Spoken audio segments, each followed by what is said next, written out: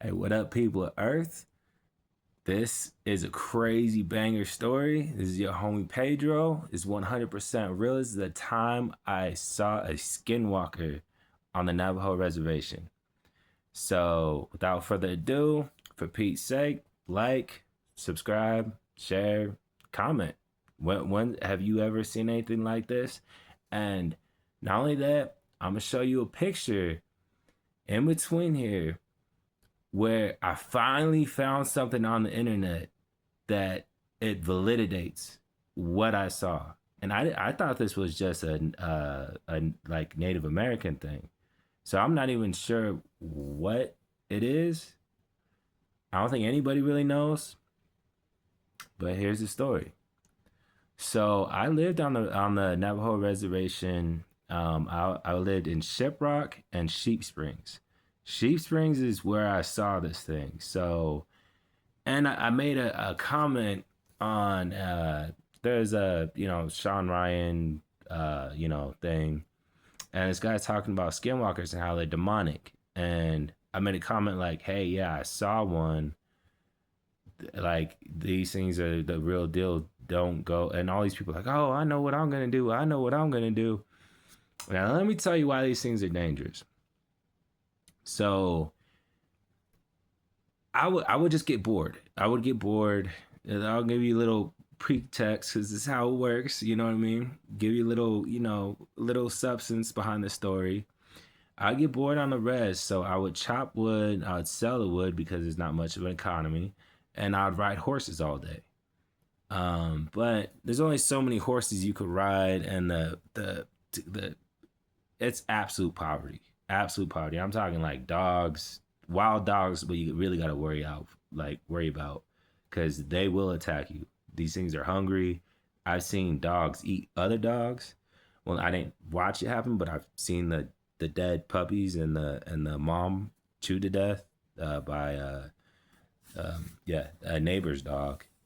Um, anyways, there's just different laws on the res, man, and a lot of people there they keep dogs as warning signals for skinwalkers, and so I I was at Sheep Springs and I was hanging around my ex's brother-in-law, and I didn't really get along with him too much. I don't know, he kind of didn't get along with me too much, but we were just bored, and we stumbled upon this stuff along a dry riverbed. Now they hang around dry riverbeds, not sure why. I do know that they grave rob the skinwalkers. They're into grave robbery, not for the monetary gain. Like they're not looking for jewelry, stuff like that. They use it in their ceremonies. They'll use decomposing flesh. I've even heard that they'll get into cannibalism, stuff like that. And in order to become a skinwalker, you have to sacrifice the one that's closest to you. So, like, if that's your son, your daughter, your brother, whoever it is, that one person that means the most, you have to sacrifice that person. Kind of like on that like Avengers movie or whatever. That's basically the gist of it, and that is your pledge to the other side, to the evil. But anyway, so him and I, this is during daytime, we stumbled upon these like ancient ruins. Like it is at least 200 years old. It was like an old like thing. You could see the foundation of someone trying to build something, and he's like, oh yeah, don't mess with that. And we'd find like arrowheads, stuff like that. But he's like, no, don't mess with that. Like that's you know, as bad. But me being a Belagana and a city kid at that, I'm like, whatever. Even though I had already been in a haunted house, like I explained in my last video, my experience at a haunted house, living in one, you think I'd be more like susceptible or open minded to supernatural stuff. So my bright head, I'm just like, whatever, Pete. And I go and I peed all over this, the inside of this, this old dwelling. And then didn't think anything much of it. Uh, he was like scared. The dude I was with, he's terrified. He's like, dude, you like signed your death warrant. I'm like, whatever. He's like, well, they come out at night. And I was like, cool, I'll come out here tonight. I'm prove to you this is all just BS because I ain't seen a dang thing. It's almost been a year. You know what I mean? All I hear is stories. So nightfall comes and I'm like, hey man, I'm gonna go out to where, to where we're at. It was over little over like these hills way in the back. There's nothing. And it gotta admit, man, light pollution is a real thing because on the res you could see the entire Milky Way at night. It's beautiful. But that being said, man, I don't know if these things are aliens or what. So, like I was saying, I'm gonna show y'all a picture of it. I finally found something on the internet of what I saw. Now you gotta stick to the end though, and I'm show you the picture. And but anyways, there was something there. There was something that I could feel something watching me. You know what I mean? And then all of a sudden, and I'm telling you, man, this terrain, it was like pretty much at a 45-degree angle, and we're talking like just dirt. So you can't just run up it. Like I'm talking Usain Bolt on a good day, running up this terrain, running up this hill would probably take 45 seconds to a minute, you know. In the dark, a minute to, a minute 15. This thing made it up there. I saw it, humanoid looking thing just glid up there. It was like Michael Jackson doing the moonwalk forward or something. It was just like gliding above it. It took maybe 5 seconds, maybe that. And I freaked the heck out. And we're already about a mile away from any civilization, no phone reception, nothing like that. But good thing there's still the light on the phone, right? Use the light on the phone. I'm panning over, panning over, panning over, trying to find trying to see what the heck this thing is.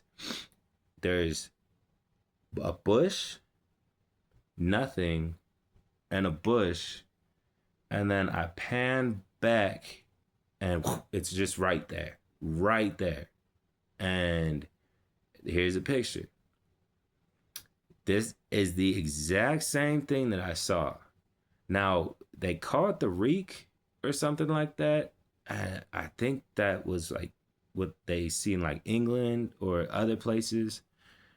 But man, when I wanted to, I'll tell you this much.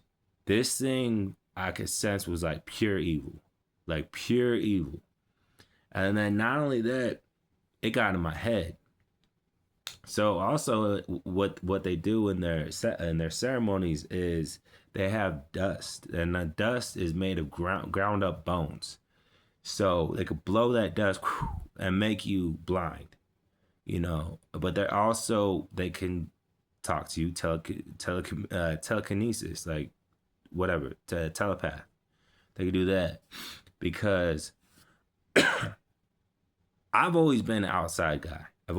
Anybody that knows me knows that I'm the type of person I can go outdoors with a tent and like minimalist stuff. I always want to do like that Naked and Afraid show. But anyways, so I know where I'm going. I know this is that way, that's that way, whatever.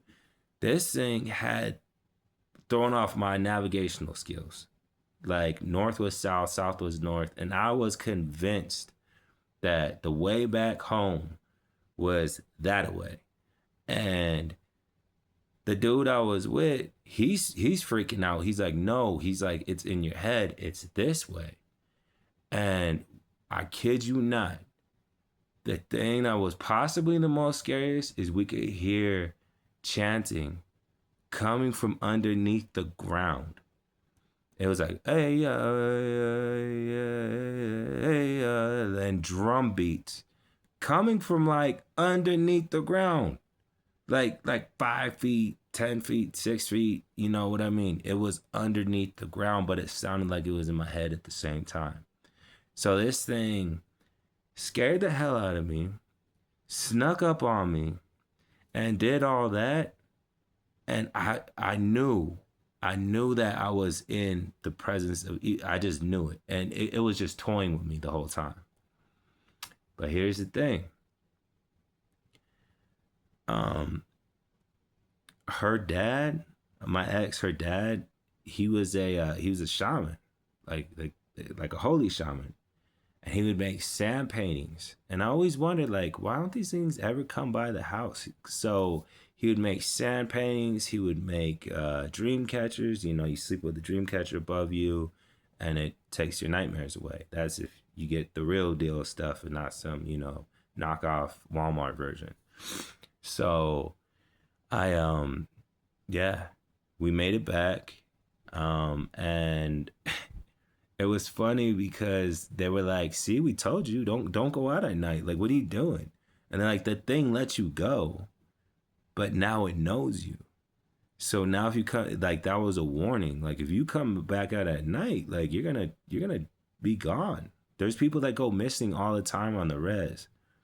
Now, of course, there's serial, the those people, you know, and yeah, and people get lost. If you have a substance abuse problem, you say you're drinking out in a desert, where there's no transportation, good chance you're going to dehydrate and pass away. But there's also these strange cases of people who just disappear. So yeah, man. um that's the story, man. It still scares me to this day. And anybody that's native, they'll tell you those things are real. Those things are real. And they're scary too, because I've heard they could mimic voices. They could look like other people.